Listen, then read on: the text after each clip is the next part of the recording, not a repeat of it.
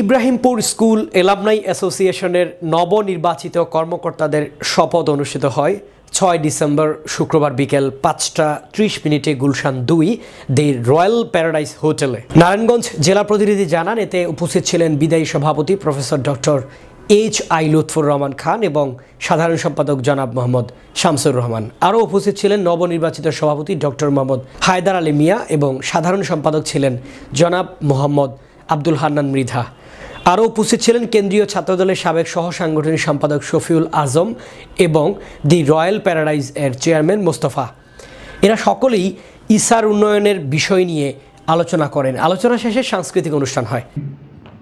আলহামদুলিল্লাহি রাব্বিল আলামিন নাহমাদুহু ওয়া নুসাল্লি আলা রাসূলিল কারীম আম্মা বা'দ।